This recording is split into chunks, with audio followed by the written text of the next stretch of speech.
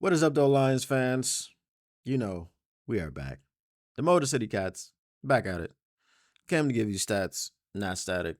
Whatever you do, make sure you keep your Lions news pragmatic. This is going to be a little bit of a rant. Um, Best team in the NFL, the Detroit Lions, I believe, and obviously as a fan and content creator for the Detroit Lions, of and for, I feel that this is the best team in football. I think that what we have done as far as resilience, um, toughness, grit, all these things. Dan Campbell said that we don't have to talk about how tough we are. We don't have to talk about how resilient we are. We just live it. We thrive in it. We thrive in adversity. And that was obviously a shot at the Green Bay Packers because the Green Bay Packers want to talk about how tough they are. It's just a little segue, into the Green Bay Packers because this wasn't really going to be about the Green Bay Packers. But remember when we beat them in Green Bay, and I forget who the lineman was that refused to call us the better team. And he said, well, the more prepared team won today, not the better team. Okay, well, I mean, if we're not the better team, what does that say about y'all? Because we swept y'all. And did you see the post game locker room footage, or not footage, but the post game locker room availability? Xavier McKinney. Oh, it ended. It ended really awkwardly because they asked him about Amon-Ra St. Brown and the t-shirt and all this stuff. Was there any talk about that during the game? He was like, I don't know, man. He don't really talk a lot. I don't know. I don't know. And then they just shut it off. I mean, what did you expect, bro? You just ran your mouth.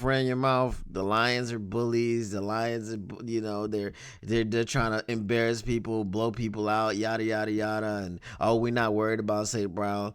0-2. You took 2 L's against the Detroit Lions. But anyway, back to what I was saying, right? So we are the best, most disrespected team probably in the history of the NFL. I know that the Detroit Lions, we have a history of losing. I've been a fan for many, many, many, many years, born into it. Um, Here's the thing. I'm in my car a lot. And what I listen to when I'm in the car is podcasts. Sports, right? Detroit Lions football, Detroit Lions football, Detroit Lions football. That is all I'm listening to. I am not listening to anything else. So when we come across certain national media, certain pundits, and things of this nature, all I want you to do is put some respect on this team's name. You don't have to like the team, but the asinine, ridiculous takes, the lack of information that you have. This is a 12-1 football team. The Kansas City Chiefs are 11-1. They know everything about the Kansas City Chiefs. They don't make any mistakes. Nothing. It's a team that is at the top of the AFC and a team that is at the top of the NFC. Just look at it that way. The Detroit Lions are at the top of the NFC. Not Cincinnati, crazy. It's crazy what I was about to say. The Kansas City Chiefs are at the top of the AFC. Treat them both with the same type of respect. Because if you're not going to, then you look like a fool. I thought, hey, let me watch Nightcap. And, Shannon Sharp was giving the Lions his flowers. And then he said, and this is where I turned it off, because now your analysis is flawed. Then he says, I was really impressed with the Green Bay Packers, because it was a short week. Typically, you play on what did he say?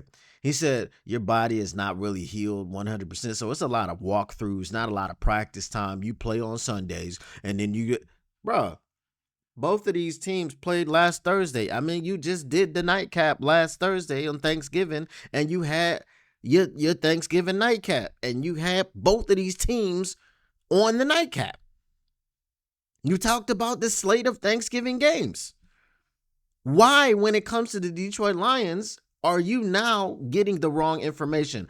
Oh, the Green Bay Packers, I was impressed by them because they were coming off of a short week. As if the Green Bay Packers and the Detroit Lions didn't have the same damn schedule.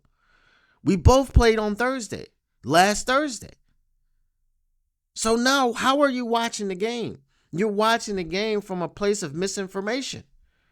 Oh, I'm really impressed by what they're doing because they only had 3 days or 4 days of rest. No, that's not true. They had the entire week, just like the Lions did. I turn that off. I turn on speak. I'm listening to Keyshawn Johnson out himself as, but I am a what if guy. How are you giving analysis? How are you giving analysis of what you are seeing and calling yourself a what if guy? Listen, it looks good until it doesn't. Well, man, that is the same as everything. Do y'all not understand that football is a 50-50 proposition? It is literally a 50-50 proposition. Every time you go out, you will either win or lose.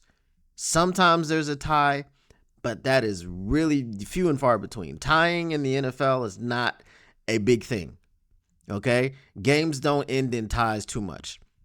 And then if you're talking about the playoffs, they cannot end in a tie, and we know this, right? Sports in general, you look at basketball, right? You're playing overtime. We're not trying to end games in ties. When we look at baseball, we go to extra innings. We're not trying to win games in ties because it's supposed to be a 50-50 proposition. You either win or lose. That is it. There's no gray area. There's no in between. So now when we say, well, that the fourth down decision, it was nice because it worked, but if it hadn't worked, then it would be this way. Well, it did work. It did work. So how are we now, like what is the crux of your argument? It's a crazy argument. It made sense because it worked. What do you mean it made sense because it worked? And if it didn't work, then people would be upset. Okay, but it worked. And the Detroit Lions are a team that goes for it for fourth down more than any other team, and they convert at over 50%. It is really a truly alarming rate at what they convert. This is who we are. So you can accept it or you can be against it, but you can't straddle the fence. You have to pick a side. You can't be sitting up here saying, as an analyst in the national media, it worked because it was good because it worked. But if it hadn't worked, then it wouldn't have been good. Oh, wow. Way to hedge your bets. Way to hedge your bets. And I don't talk too much about Paul Pierce because Paul Pierce is a basketball guy. But again, you're being an analyst. So you go in, again, it's a basketball guy. So because Detroit struggled with a very good Green Bay Packers football team, I'm not like the Packers. I respect my opponents. Packers are a good football team. So because the Detroit Lions struggled, quote unquote, with a very good football team, now Philadelphia is looking at the Detroit Lions and licking their chops like, yeah, some chinks in that armor. You can beat this team. What are we even talking about? What are we talking about? So you had a good game against a game in which you won against a team that could beat any other team in the National Football League. Do you think that the Green Bay Packers can't beat insert name here? So when you hold the Packers in such high regard in one breath, and then in the other breath say because Detroit didn't just straight up blow them out, their struggle is some chinks in their armor. And then we say things like this, the Detroit Lions secondary is a problem. Bro, Watch the games, man. Watch the games. Christian Watson had like a 70-yard reception because he got behind somebody and he didn't get in the end zone. You take that away, Jordan Love throws for 135 yards, something like that, on 11 for 20. I mean, what was the problem with the secondary? What has been the problem with the secondary all year? Like, look at the stats and the ratings for our freaking secondary. It's just it astonishes me how wrong these people are when they talk about the Detroit Lions, and nobody fact checks them. Nobody from their networks says, "Hey man, you're dead wrong." This team has our secondary is a problem, but we have the number one safety tandem in the entire NFL. We have a rookie cornerback who's playing phenomenal football, save for the penalties. Like, this is until a couple of weeks ago, this was a defense that hadn't given up. This was a secondary that hadn't given up more than one touchdown pass. And that's not even a couple of weeks ago. That was last week. Caleb Williams was the first quarterback in the season to throw for more than one touchdown pass against this secondary, which is such a problem. I just don't understand. But you know what? Take heart, Detroit Lions, because you have people like me. You have people like, Lions Syndicate. You have people like the Woodward Heavyweights. And, you've got a lot of people out there that are on your side, that are making content for the Detroit Lions. And we're telling the story the way that the story is supposed to be told.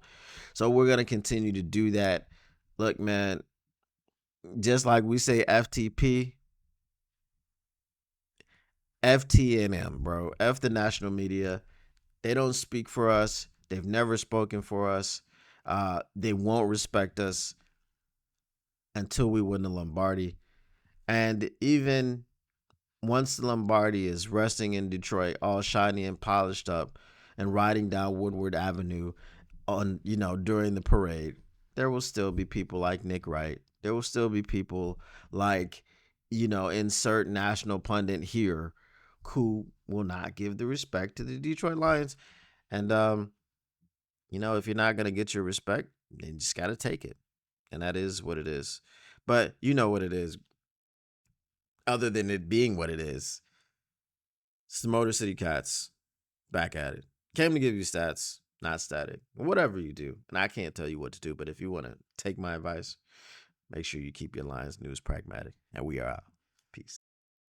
If you came for all the stats and none of the static, if you're trying to keep your Lions news pragmatic, make sure you smash that like button, subscribe, and turn on your notifications so you can get notified when the Motor City Cats are back at it. And plus, you can't get enough of the victory buffs.